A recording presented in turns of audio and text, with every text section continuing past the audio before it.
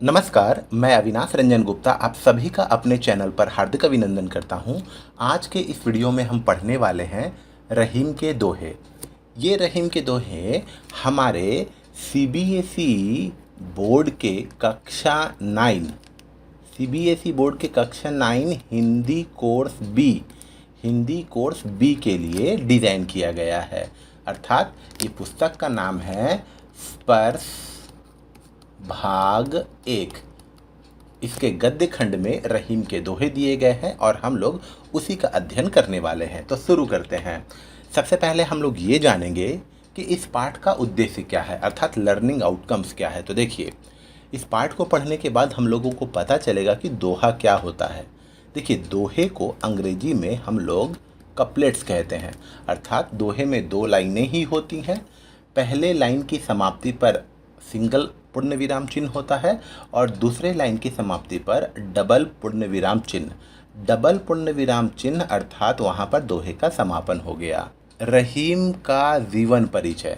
हम लोग रहीम के बारे में जान पाएंगे कि ये कौन थे, क्या करते थे। जीवन में अपनाए जाने वाले नीतिपरक दोहे। देखिए, अगर देखा जाए तो ये दोहे लगभग 500-600 साल पुराने हैं, लेकिन आज तक इन दोहों की प्रासंगिकता बनी हुई है। अर्थात अगर हम इन दोहों को अपने जीवन में अपनाएंगे तो हमारा जीवन सचमुच उन्नत बनेगा, जिसके बारे में हम लोग दोहे में तो पढ़ेंगे ही पढ़ेंगे। ब्रज भाषा की मधुरता। ये जितने भी दोहे लिखे गए हैं इनमें अधिकतर ब्रज भाषा के शब्दों का प्रयोग किया गया है और कुछ अवधि के शब्दों का भी प्रयोग किया गया है। अन्य जानकारियाँ भी हमें प्राप्त होंगी। कवि परिचय, अर्थात हम लोग अब रहीम के बारे में जानकारी प्राप्त कर लेते हैं। इनका जन्म 1556 लाहौर में हुआ, जो आज के दौर में पाकिस्तान में है, और इनकी मृत्यु 1626 में हुई। रहीम के काव्य का मुख्य विषय श्रृंगार अर्थात प्रेम, नीति अर्थात स्ट्रैटेजी, भक्ति अर्थात डिवोशन है। रहीम बहुत लोकप्रिय कवि थे। इनके नीतिपरक दोहे ज़्यादा प्रचलित हैं, जिनमें दैनिक जीवन के दृष्टांत अर्थात उदाहरण देकर, और इनके दोहों में एक अलंकार हमें अधिकतर देखने को मिलता है जिसे हम लोग कहते हैं दृष्टांत अलंकार। अर्थात जब हम किसी बात को समझाने के लिए कोई एग्जाम्पल सेट करते हैं या एग्जाम्पल प्रस्तुत करते हैं तो उसे हम लोग दृष्टांत अलंकार कहते हैं। दृष्टांत देकर कवि ने उन्हें सहज, सरल और बोधगम्य बना दिया है। इनकी रचनाओं में शुमार है रहीम सतसई, श्रृंगार सतसई, मदनाष्टक, रास पंचाध्यायी, रहीम रत्नावली, बरवय, भाषिक वेद वर्णन इत्यादि। अब आते हैं हम लोग पाठ की पृष्ठभूमि पर, बैकग्राउंड ऑफ दिस लेसन। देखिए, प्रस्तुत पाठ में रहीम के नीतिपरक दोहे सहज, सरल और बोधगम्य अवधि और ब्रज भाषाओं में दिए गए हैं। ये दोहे जहाँ एक और पाठक को औरों के साथ कैसा बर्ताव करना चाहिए इसकी शिक्षा देते हैं, वहीं मानव मात्र को करणीय अर्थात क्या क्या करना चाहिए और अकरणीय क्या क्या नहीं करना चाहिए इस आचरण की भी नसीहत देते हैं। इन्हें एक बार पढ़ लेने के बाद भूल पाना संभव नहीं है और उन स्थितियों का सामना होते ही इनका याद आना लाजिमी है, नेचुरल है, स्वाभाविक है, जिनका इनमें चित्रण है। रहीम जी का पहला दोहा है, रहीमन धागा प्रेम का मत तोड़ो चटकाए, टूटे से फिर ना मिले, मिले गांठ परी जाए। तो जैसा मैंने कहा था, पहले पंक्ति की समाप्ति पर आप देखिए सिंगल पूर्ण विराम होगा और दूसरी पंक्ति के समाप्ति पर डबल पूर्ण विराम। इसका मतलब ये हुआ कि यहाँ पर ये दोहा समाप्त हो रहा है। और रहीम के दोहों की खास बात एक और होती है कि रहीम के दोहों में रहीम का जिक्र कहीं ना कहीं हो ही जाता है, चाहे वह रहीम हो चाहे वह रहीमन हो। ठीक है, यहाँ देखिए रहीम जी अपना नाम कोट कर ही देते हैं। देखिए, इस दोहे में रहीम जी हमें यह बताने का प्रयास कर रहे हैं कि रहीमन धागा प्रेम का मत तोड़ो चटकाए। अर्थात रहीम का मानना है कि ये जो प्रेम का बंधन होता है ये किसी कोमल धागे के समान होता है, जिसे चाहें तो हम एक झटके में तोड़ सकते हैं। लेकिन हमें ऐसा नहीं करना चाहिए, क्योंकि हमारा जब किसी के साथ स्नेह का बंधन बनता है, प्रेम का बंधन बनता है, तो ऐसे लोगों के संपर्क में रहने से हमारा जीवन बहुत ही अच्छा बनता है, हमें जीवन में खुशियाँ प्राप्त होती है। तो किसी भ्रम के कारण, संदेह के कारण, शक के कारण या अपने अभिमान के कारण हमें ऐसे रिश्तों को नहीं तोड़ना चाहिए, क्योंकि अगर ऐसे रिश्ते एक बार टूट जाते हैं, टूटे से फिर ना मिले। अगर हमारा प्रेम वाला संबंध किसी के साथ टूट जाता है तो फिर वो दोबारा नहीं मिलता, और अगर दोबारा मिल भी गया तो उसमें एक गांठ पड़ जाती है, ठीक इस तरीके से। और ये गांठ हमें बार बार याद दिलाती है कि हमारे रिश्ते में एक बार दरार आ चुकी है। तो सिंपल में हम लोग इसे ऐसे समझ लेते हैं कि प्रस्तुत दोहे में रहीम जी कहते हैं कि प्रेम रूपी धागे को कभी जानबूझकर अभिमान में नहीं तोड़ना चाहिए, क्योंकि प्रेम का धागा बहुत ही कोमल और अनमोल होता है। यदि एक बार यह टूट जाता है तो अब पहले की भांति नहीं जुड़ सकता, और यदि उसे जोड़ा भी जाए तो उसमें गांठ पड़ जाती है। यह गांठ हमेशा उसके पहले टूटने की याद दिलाती है, जिस कारण संबंध पहले जैसा मधुर और मनोरम नहीं बन पाता। अब हम लोग आ जाते हैं दूसरे दोहे पर। देखिए, इसमें भी रहीम जी ने अपना नाम कोट कर दिया है। रहीमन निज मन की बिथा, मन ही राखो गोए, सुनी अठिलहिए लोग सब, बाँटी न लेहें कोय। आज के ज़माने में ये दोहा सचमुच बड़ा ही सार्थक साबित होता है कि अपने इस दोहे में रहीम जी हमें ये परामर्श देते हैं कि हमें अपने मन की व्यथा, मन की परेशानी को अपने मन में ही रखनी चाहिए, छुपाकर ही रखनी चाहिए। उसे किसी के साथ साझा नहीं करना चाहिए, क्योंकि जब हम लोग अपनी मन की समस्याओं को किसी को बताते हैं तो वो लोग अठिलहिए लोग सब, अर्थात वे लोग इतराते हैं और मन ही मन खुश होते हैं कि ठीक हुआ, ये समस्या मुझे नहीं हुई, मैं इस समस्या से बच गया, बाँटी ना लें कोई। और हमारी समस्या सुन लेने के बाद वो हमारी समस्या का प्रचार कर देते हैं कि अमुक आदमी इस समस्या से ग्रसित है, न कि हमारी समस्या का समाधान करते हैं, हमारी समस्या को दूर करते हैं। तो इसे सरल शब्दों में आप ऐसे समझिए कि रहीम दास जी लोगों को उपदेश देते हुए कहते हैं कि हमें दूसरों के समक्ष अपने दुख दर्द को कभी भी व्यक्त नहीं करना चाहिए, अपने दुखों को छिपा कर रखना चाहिए। लोग दूसरों के दुख और कष्ट को सुनकर मन ही मन प्रसन्न होते हैं, इठलाते हैं, इतराते हैं, उनका मजाक उड़ाते हैं। कोई किसी का दुख नहीं बांटता। आपका अपना दुख है, आप उसे अपने ही ठीक कीजिएगा। लोग दूसरों के दुख और कष्ट को सुनकर मन में ये धारणा बना लेते हैं कि मैं तो इस दुख से बच गया, अर्थात लोग दूसरों की पीड़ा सुनकर प्रसन्न होते हैं, दुख कम करने का प्रयास नहीं करते बल्कि और उस पर नमक छिड़कते हैं। इसलिए हमें किसी के सामने अपना दुख व्यक्त नहीं करना चाहिए। अब आते हैं तीसरे दोहे पर। एकै साधे सब सधौ, सब साधे सब जाए। रहीमन, देखिए रहीम जी ने अपना नाम यहाँ कोट कर दिया।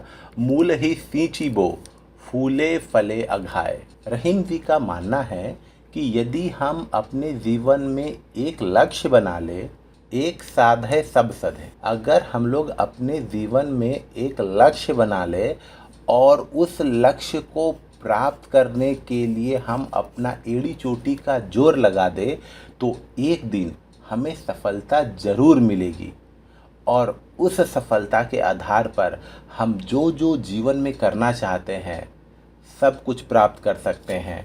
रहीमन मूल ही सींची बो, अर्थात अगर हम किसी पौधे की जड़ को प्रतिदिन सींचते हैं तो जिस दिन उसमें फूल आएंगे और फल आएंगे तो इतने फूल और फल आएंगे कि हम लोग खाते खाते हमारा मन अघा जाएगा, हमें तृप्ति प्राप्त होगी। तो इसे सरल शब्दों में आप ऐसे समझिए कि रहीम दास जी इन पंक्तियों में हमें यह उपदेश दे रहे हैं कि हमें एक कार्य को सुचारू रूप से करते रहना चाहिए जब तक कि वह कार्य सिद्ध ना हो जाए। जिस दिन वो कार्य सिद्ध हो जाएगा फिर हमें और किसी भी कार्य की ज़रूरत नहीं पड़ेगी, हमें चारों तरफ भटकने की ज़रूरत नहीं पड़ेगी।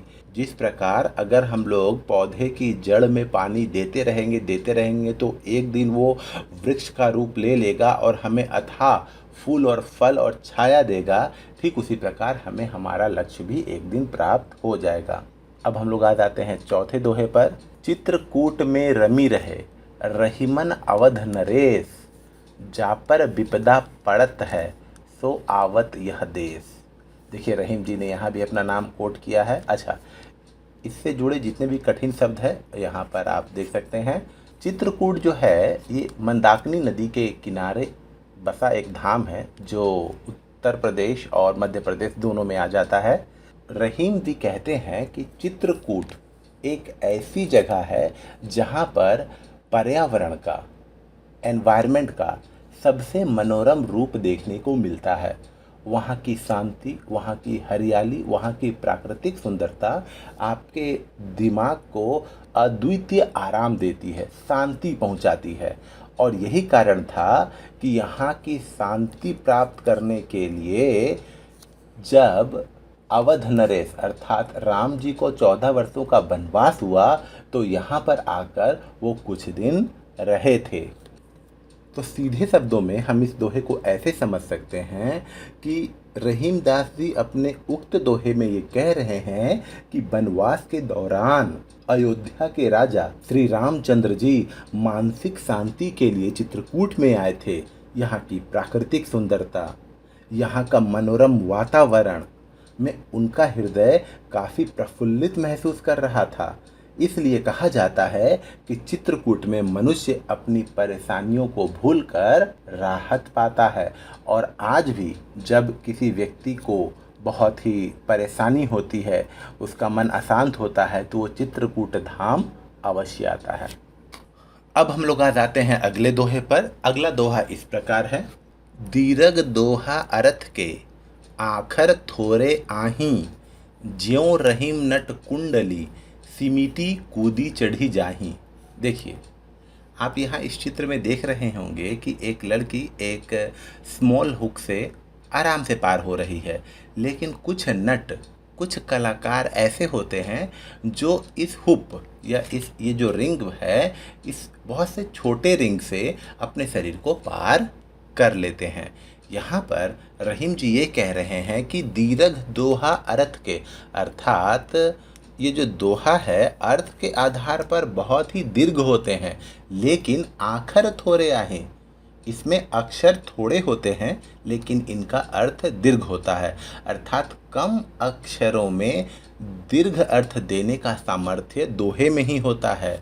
ठीक उसी प्रकार जिस प्रकार ये जो नट होते हैं, नट जो कलाबाज होते हैं, वो क्या करते हैं, जिस प्रकार एक कुशल कलाकार अपने शरीर को समेटकर बड़ी कुशलता से तंग मुंह वाली कुंडली या घेरे से निकल जाता है, अपने अंगों को, प्रत्यंगों को समेटकर, उसी प्रकार साधारण शब्दों से बना दोहा एक गंभीर अर्थ देने का सामर्थ्य रखता है। और उसमें भले ही शब्द कम हो, अक्षर कम हो, लेकिन अर्थ गांभीर्य बहुत होता है।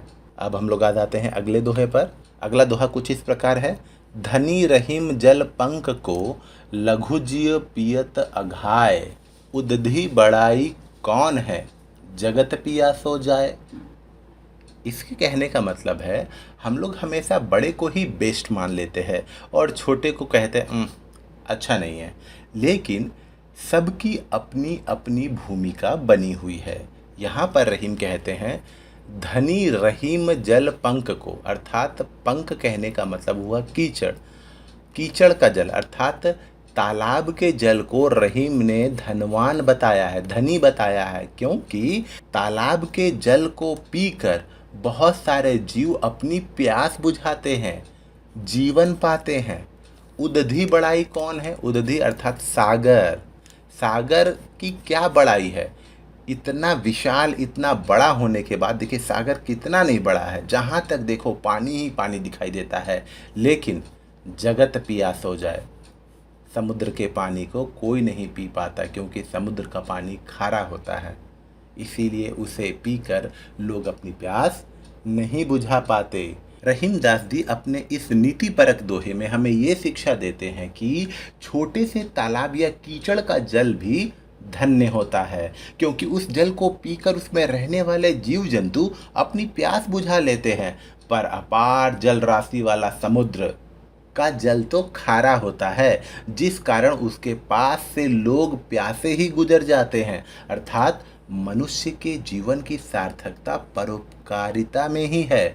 जो व्यक्ति परोपकार करेगा, चाहे वो धनी हो चाहे वो गरीब हो, वास्तव में वही बड़ा आदमी बनेगा। अगर मेरे पास बहुत धन है लेकिन मैंने कभी किसी का उपकार किया ही नहीं, तो उस धन का क्या फ़ायदा। अब हम लोग आ जाते हैं अगले दोहे पर। नाद रिझी तन देत मृग, नरधन हेत समेत, ते रहीम पशु से अधिक, रिझेहू कछु न देत। ऐसा माना जाता है कि संगीत की ध्वनि सुनकर हिरण इतना मुग्ध हो जाता है कि शिकारी उसका शिकार कर लेता है। अर्थात संगीत की ध्वनि पर मुग्ध होकर हिरण अपने प्राण तक दे देता है। नरधन हेत समेत। कुछ नर ऐसे होते हैं जो संगीत की ध्वनि से मुग्ध होकर कुछ धन का दान कर देते हैं। ते रहीम पशु से अधिक, रिझेहू कछु न देत। लेकिन रहीम ने उन व्यक्तियों को पशुओं से भी अधिक निकृष्ट माना है, छोटा माना है, जो संगीत की ध्वनि से मुग्ध तो होते हैं लेकिन मुग्ध होने के बाद भी, रीझ जाने के बाद भी कुछ भी नहीं देते। अर्थात अगर हम इसे सरल शब्दों में जानने की कोशिश करें तो रहीमदास जी इस दोहे में यह कह रहे हैं कि संगीत की ध्वनि पर मुग्ध होकर हिरण अपने प्राण तक दे देता है। इसी प्रकार जो मनुष्य किसी की अच्छाई से प्रभावित होकर उसे कुछ ना दे, वो पशुओं से भी ज़्यादा गया गुजरा है, पशुओं से भी ज़्यादा निकृष्ट है। इसलिए मनुष्य को हमेशा ही किसी अच्छी कला, किसी अच्छी बात, किसी अच्छे विचार, किसी की अच्छाई को प्रोत्साहन देना चाहिए, उसे बढ़ावा देना चाहिए। वही सही अर्थों में मनुष्य है। अब हम लोग आ गए हैं अगले दोहे पर। देखिए, बिगड़ी बात बने नहीं, लाख करो किन कोय, रहीमन फाटे दूध को, मथे न माखन होए। एकदम नीति परक दोहा ये भी है। देखिए, इस दोहे में रहीम जी कह रहे हैं कि बिगड़ी बात बने नहीं, अर्थात जब बात बिगड़ जाती है तो वो नहीं बन पाती।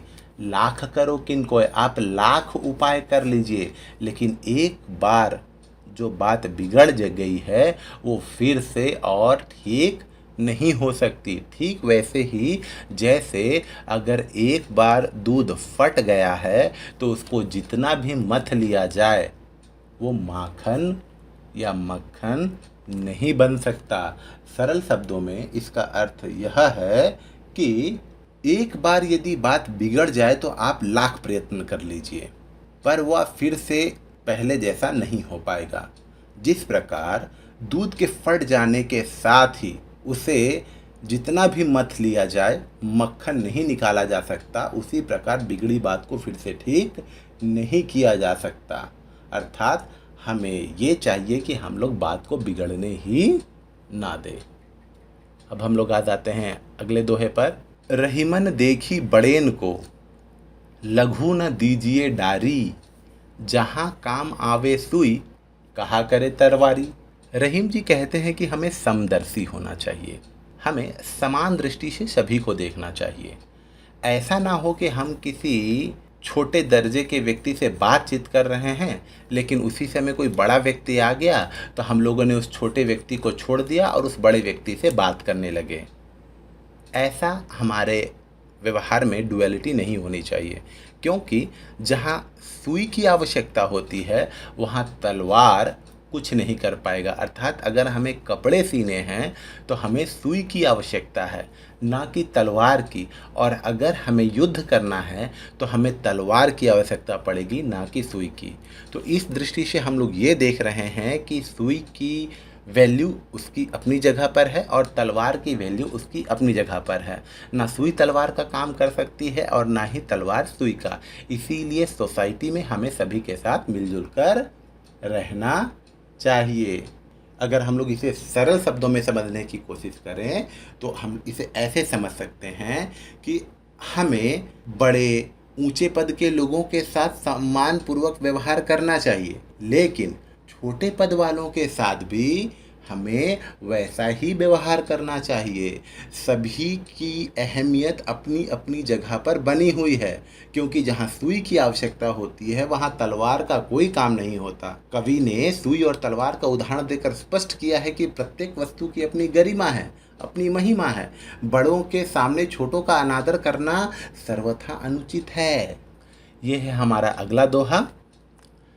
रहीमन निज संपत्ति बिना को ना विपत्ति सहाय, बिनु पानी ज्यों जलज को नहीं रवि सके बचाए। ये बहुत ही अच्छा दोहा है और आज के ज़माने में तो ये बिल्कुल फिट बैठता है, बिल्कुल फिट।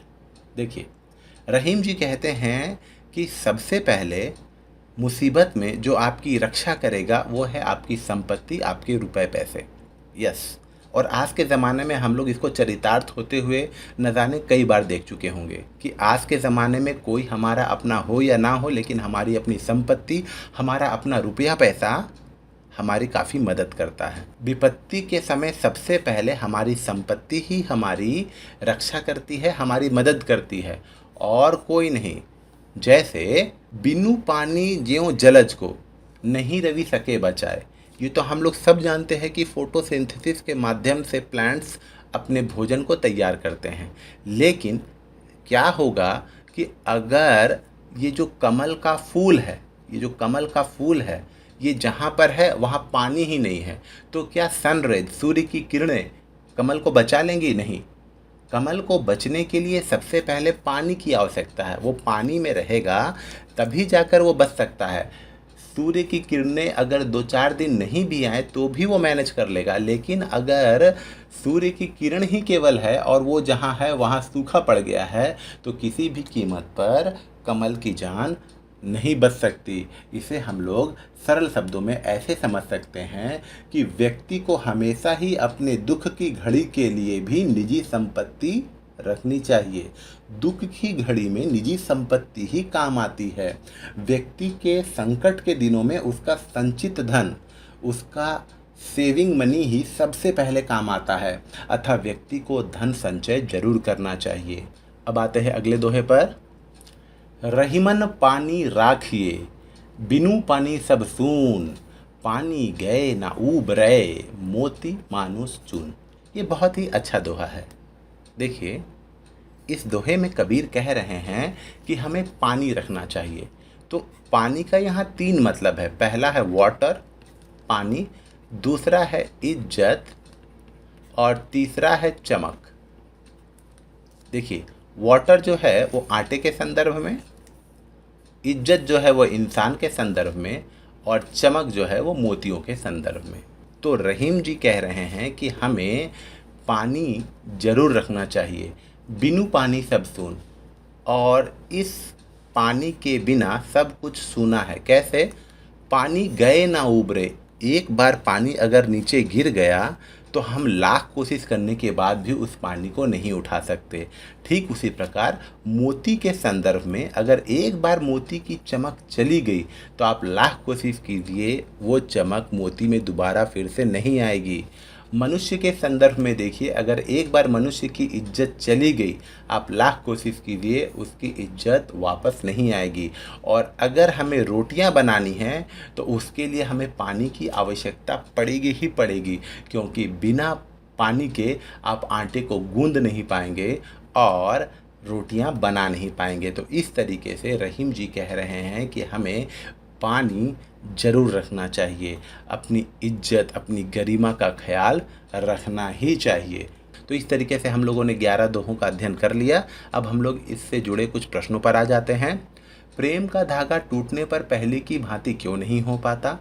प्रेम का धागा टूटने पर पहले की भांति नहीं हो पाता क्योंकि उसमें एक गांठ पड़ जाती है और वो गांठ हमें बार बार ये याद दिलाती है कि एक बार हमारे रिश्ते में दरार आ चुकी है।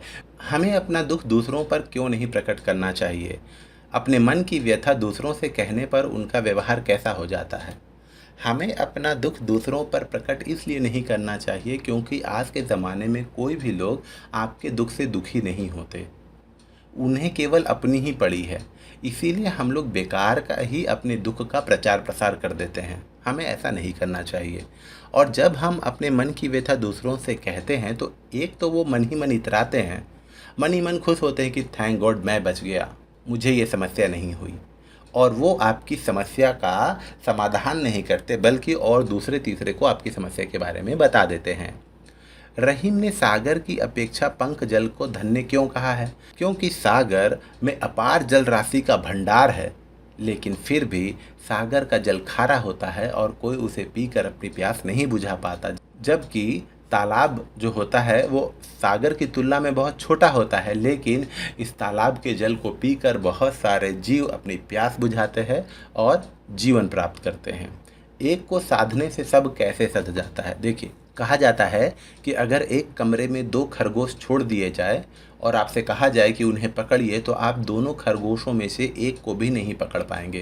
कहने का मतलब ये होता है कि हमें अपने एकमात्र लक्ष्य को प्राप्त करने के लिए एड़ी चोटी का जोर लगाना चाहिए और तभी जाकर हम अपने लक्ष्य को प्राप्त कर पाएंगे। जिस प्रकार अगर हम एक छोटे से पौधे की जड़ में हर दिन पानी देंगे, उसकी सिंचाई करेंगे, तो एक दिन वो विशाल वृक्ष का रूप धारण कर लेगा और जब वो फूल और फल देना शुरू करेगा तो हम उस फूल और फल को खा पीकर तृप्त हो जाएंगे। जलहीन कमल की रक्षा सूर्य भी क्यों नहीं कर सकता?